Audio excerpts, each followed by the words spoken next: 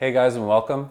I just want to run you through a bit of an issue that I have with the K1600 GTL here. It's a transmission issue that happened to the bike under the previous owner, so I've bought it and I've dug into it a little bit and I think I have a fix, and I'm going to run you guys through the whole process right now. All right, so this particular bike is a 2012 K1600 GTL, but as far as I can tell, all the K1600 transmission assembly is fairly similar. Obviously, some of them have the quick shift up and down, some of them don't. So as far as I know, this repair is going to be similar for all the K1600s. Please let me know in the comments if I'm wrong about that and if there's a difference in the actual transmission between the different models. But from what I can tell, they should be all the same. Now, the symptom that presented with this bike, the previous owner was riding the bike and ended up trying to shift gears and the linkage was just totally loose. Obviously, I've been in here before, so things are a little bit taken apart already because I've been digging into it, but I'm just reassembled everything a little bit so that we can run through it. So he was riding, couldn't shift gears, and the bike ended up being stuck in first gear and he couldn't make a shift up or down. The linkage, there's no feedback, it just kind of spins the shift shaft here loosely. So no shifting action. Now to get it to this point, I've removed the plastic cover that is around here so that I can move the little storage compartment out of the way, and I've removed the plastic cover that's over top of this as well. Those pieces were pretty simple to remove, just Torx fasteners holding everything on there. So you can go ahead and remove those. And then the next thing I did was remove this shift linkage. So you just are gonna pull your bolt out of here and remove that shifter. And then if you want a little bit of extra space, you can remove that bolt as well. I then removed the electrical sensor that was here. That's for your gear position indicator, I believe.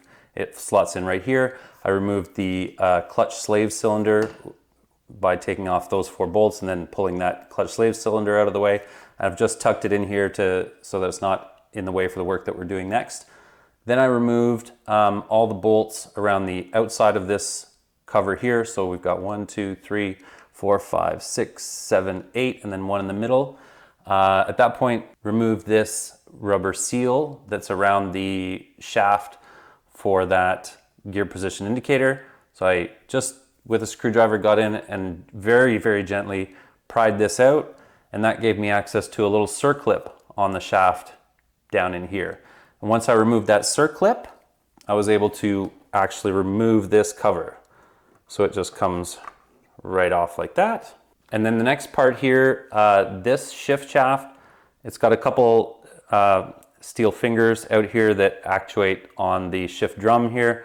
But this is just held in with a bearing in that cover, and it's just into like a little slip bearing in the back there as well. So this one actually comes right out. You just want to be gentle when removing it, and it should just pop right out. So I've just wiggled it free there, and that's that. Now, the issue that I believe I've found with this is once I got this out, and in fact, before I even took this out, I noticed that there was a little bit of debris just hanging out in the bottom of the case here. And the main piece of that debris was actually this guy right here. So if we have a real close look, you can see it's kind of a cinnamon bun shape there. So this is a spring pin. Now, if we have a look at this guy, you can see inside the rest of that little spring pin. So I think what's happened, I think that spring pin kind of worked its way out part way, and then once it slipped out of the hole on one side and it was just being held in place on the other side here, it eventually wore and then snapped the end of that spring pin off. So now what's happening is this collar that has the little shift fingers here, this collar is just spinning on that shaft when that pin should be holding everything together and making sure that it rotates as you're shifting. So to replace that pin, obviously this assembly has to be ordered from BMW complete. So for something like $350, you can buy this whole assembly complete and obviously with that pin intact. Unfortunately, when I went to try and find some, they were no longer available from BMW. I was able to find some used ones online, stuff like that, but pretty tough to find. So what I did instead was try to find just this pin to replace. Now you can't order just the pin from BMW, of course. So I took some measurements of the diameter of that pin, and I took some measurements of that collar, so the depth of that collar.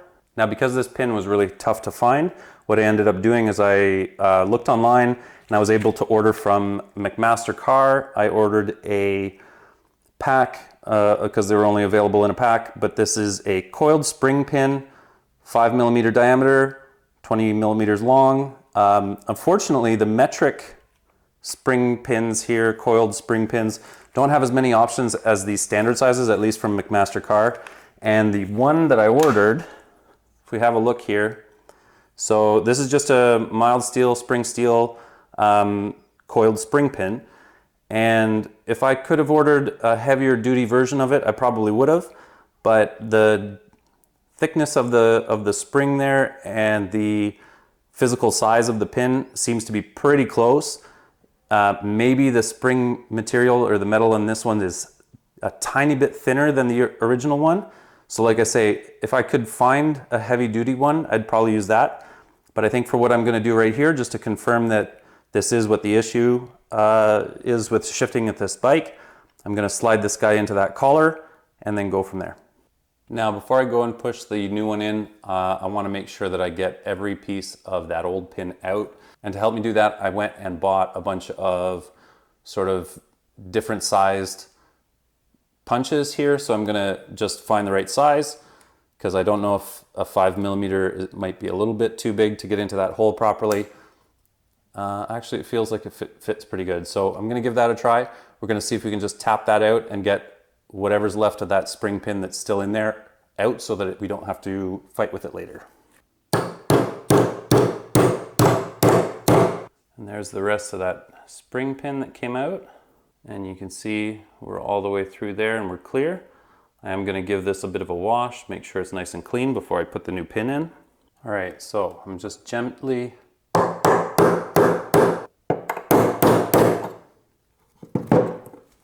all right, so there we go. I've got it in. I'm pretty happy with how it's sitting. 20mm seems to be pretty close. You see we're right close to the deck here, right close to the deck there. We're not limiting that spring there. It can move freely. So I think we can go ahead and put this back together and give it a try. I'm just going to put a little bit of engine oil back on that shaft there. And I'm going to make sure my fingers are engaged with that shift drum. And then just try and make sure that this guy can slide home. Felt pretty good. Feel like I'm bottomed against it there. All right, now we're getting ready to put this cover back on, and this is probably the trickiest bit of the whole job. What I've done here, I've gone ahead and I've cleaned my mating surfaces up, my gasket surfaces here as best I can, trying to be very careful not to damage these little rubber O-rings here for the oil passages. And I'm going to apply some gasket maker here. I've got MotoSeal, I think, Permatex. And I'm gonna get this cover put back on. Now the couple of tricky points here. So we've got this shaft. So this is like for your shifter return.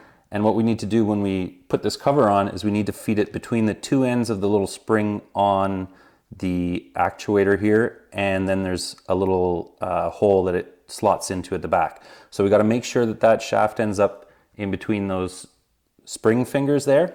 And then the second tricky bit is we have this little detent here that needs to ride on the star wheel on the shift drum.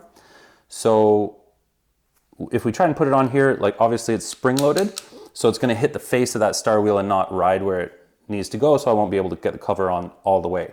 Now I did do a test run on this and I did get it all put back together, but what I'm going to end up doing is I'm going to take this cover, I'm going to actually take a zip tie and loop it around that arm. So I'm going to do all this after I've got my gasket maker on everything.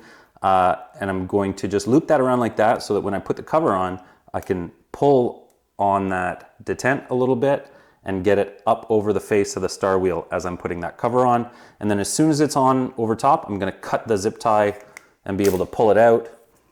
And that way, that'll let my cover sit fully in and make sure that everything's lined up where it needs to be. So we'll cut right to that. I'm gonna get all my gasket maker on and I'll show you guys that process. Okay, so we've got our gaskets all made up here. I've got my zip tie around that detent arm and we're going to feed this guy in. We're gonna make sure that our little shaft here ends up between the spring, the fingers on that spring, and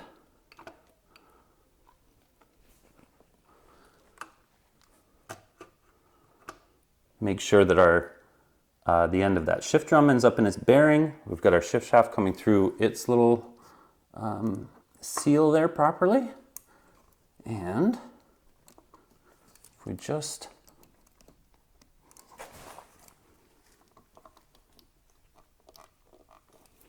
now I think we're up against the star wheel there with our detent arm, and you can see as soon as I pulled that up, went in the rest of the way, and now we're tight against that, tight against our zip tie here. So we'll cut that guy out, and we're keeping the pressure on. And then we've gone all the way in. We're right up against our mating surface. So I'm going to start feeding a couple of these bolts in just to make sure to hold it in place. Now I'll put the rest of those bolts in, torque everything down, and then I'm going to clean up just that little bit of extra gasket material that's come out the edge there. All right, so we're looking pretty good here. The next thing we're going to do here is I'm going to reinstall my little circlip onto the shaft for that. This is the gear position indicator sensor.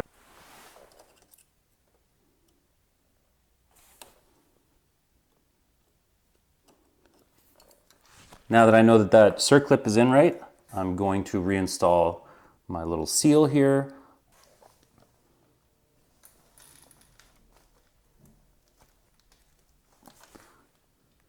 And I'm going to reinstall my sensor here. Just try and line those lines up so that it goes onto the shaft.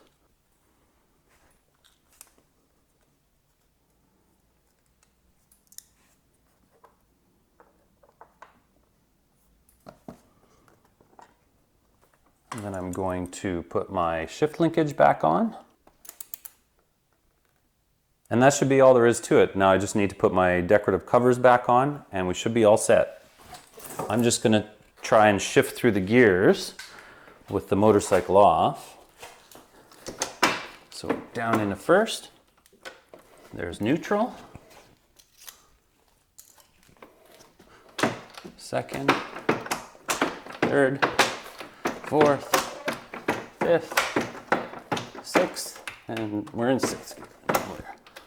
Fifth, fourth, third, second, down into first, and there's neutral. So I think we're all good here now. I think that's resolved our issue, and I'm just gonna let the gasket maker set up. I'm gonna put my covers back on and then go for a rip. I think that's it. Hope you guys enjoyed the video. Please subscribe to the channel. I'm gonna do more videos on this bike and a bunch of other motorcycle stuff.